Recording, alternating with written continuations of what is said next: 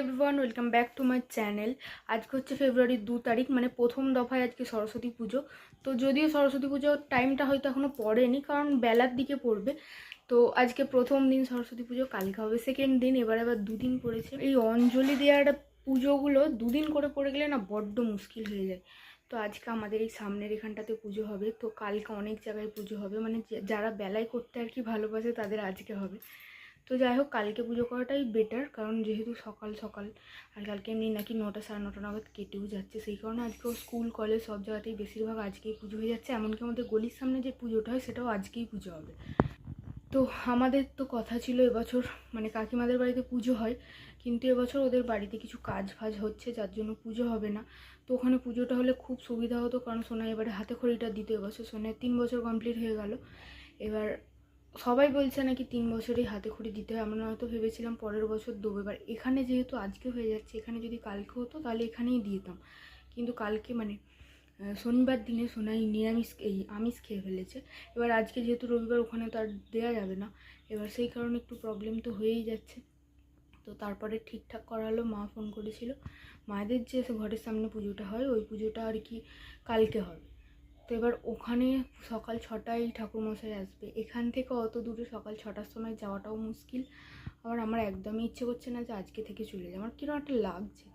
তো কী করবো আমি জানি না, কিন্তু আজকে আপাতত নিরামিষই রান্নাবান্না হচ্ছে। যেখানে হোক সোনাই হাতে খড়ি দেবে এবছরই। 4 বছরে দেবো ভেবেছিলাম, কিন্তু তারপরে ভাবলাম সবাই তো 3 বছরেই দেয়, ওর বেলাতেই বা ব্যতিক্রম কেন হবে। তো সেই নিয়ে একটু না মানে ডামাডোল চলছে আর কি। তো ডামাডোল চললেও নিরামিষই হচ্ছে। সোনাই কালকে যেখানে হোক না যেখানে হোক হাতে খড়ি দেবেই। তো সেই কারণে আজকে সবারই মোটামুটি নিরামিষ রান্নাবান্নাই হচ্ছে। রান্নাবান্না কিছুটা বসেও গেছে। তো চলো তোমাদের এক ঝলক দেখিয়ে দিই। তো এই যে আজকের নিরামিষ রান্নাবান্না, এখানে হচ্ছে মুগের ডাল সেদ্ধ, প্রায় সেদ্ধ হয়েই এসছে এটা।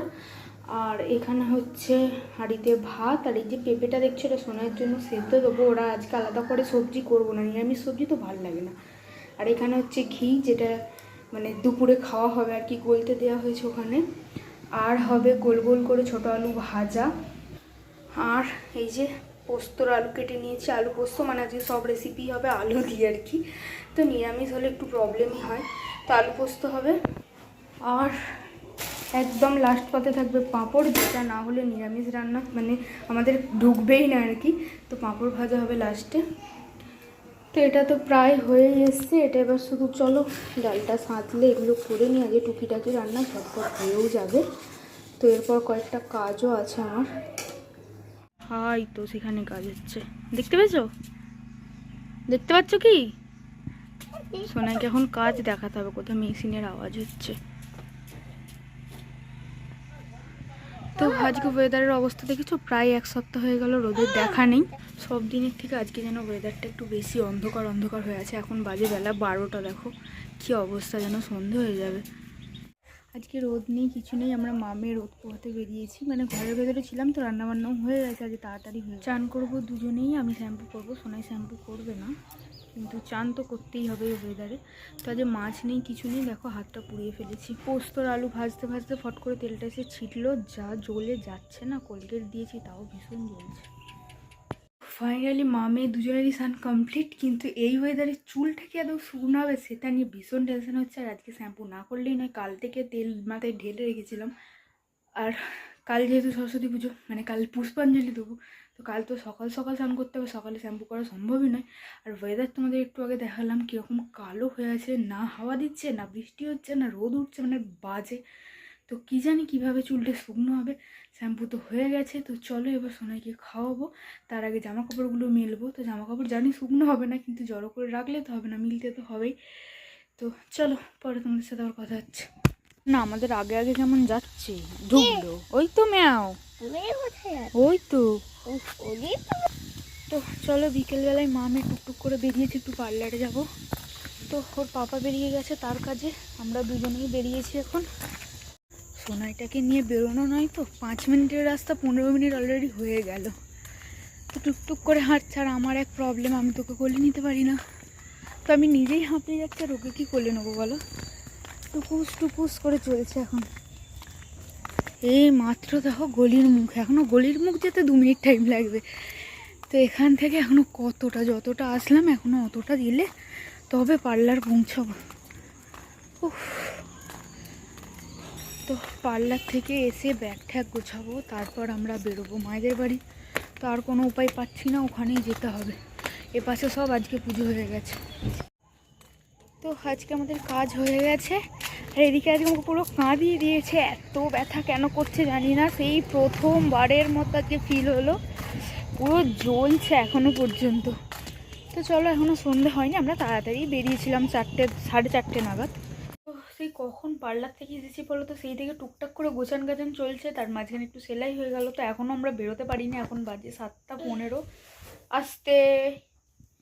তো এই সব কিছু গুছিয়ে উঠলাম, এবার একটু মুড়িটা খেয়ে নিই, তারপর সোনাইকে রেডি করব, তারপরেই আমরা বেরোবো। তো এই যে আজকে শুকনো মুড়ি, যেহেতু নিরামিষ কোনো কিছুই খেতে পাচ্ছি না, পেঁয়াজ টিয়াজ, তো এটা খাবো, খেয়ে সোনাইকে রেডি করলে আমাদের হয়ে যাবে। আর আমি তো শুধু সোয়েটারটা পরবো। আজকে না বাড়ি থেকে বেরোনোর সময় দেখলাম গেটটা তোলা আছে, তো সেই কারণে সেই গেট তোলাটাতেই আমরা পার হয়ে গেছি, তার জন্য একটু তাড়াতাড়ি ওখানে পৌঁছে গেছি। তো গাড়ি থেকে নেমেই ফার্স্ট ভাবলাম চলো ঠাকুরটা আগে দেখে আসি।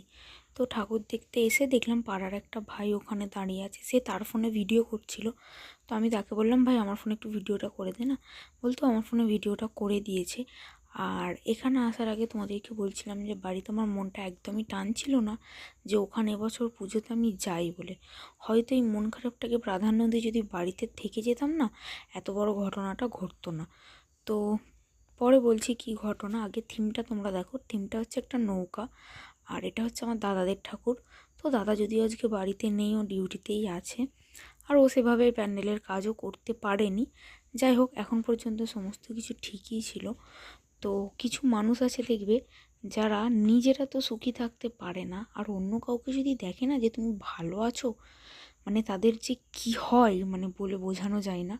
নিজেরা ভালো থাকবে না তো কাউকে ভালো থাকতে দেবে না, আর নিজেদের দোষ তো কেউ কখনো নিজে দেখে না, সব সময় অপরের দোষটাই চোখে পড়ে। কি বলো তো, আমি না একটু হাই টেম্পার। আমার নামে কেউ যদি মিথ্যে কথা বলে ফেলে, তার পেটের ভাত পর্যন্ত আমি টেনে বার করে আনবো।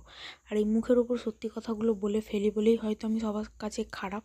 আর দেখো, সত্যি কথা বলে যদি আমি খারাপ হই, আমি খারাপই থাকতে চাই, কারণ আড়ালে আমি কথা বলতে পছন্দ করি না। যা বলবো সামনাসামনি বলবো, তাতে সম্পর্ক থাকবে, না থাকে না থাকে। কারণ কেউ আমাকে খাওয়াইও না, আর কেউ আমাকে পড়ায়ও না যে আমি তাদের কথা সহ্য করব। হ্যাঁ, যেটা করেছি তুমি সেটা বলো, চুপচাপ মুখ বুঝে আমি চর খেয়ে চলে আসবো, কিন্তু যেটা করিনি সেটা যদি আমাকে বলে ফেলো না, মটকা আমার গরম হয়ে যায়।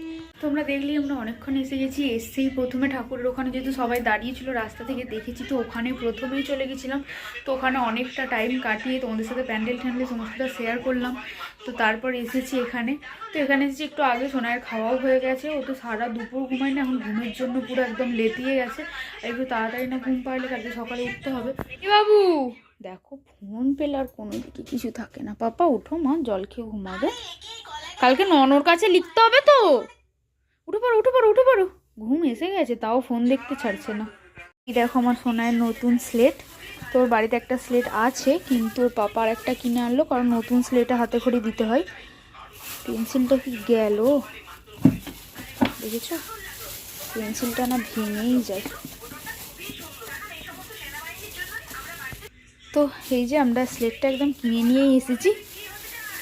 তো চলো, আজকে ভিডিওটা এখানে এন্ড করছি। ভিডিওটা কত কিছু ভালো লাগলো অবশ্যই একটা লাইক করো, আমার চ্যানেলে নতুন তো এখনটা অবশ্যই সাবস্ক্রাইব করো। তো চলো, দেখা হচ্ছে পরের ভিডিওতে। ততক্ষণ পর্যন্ত ভালো থেকো, সুস্থ থেকো, টাটা সবাইকে।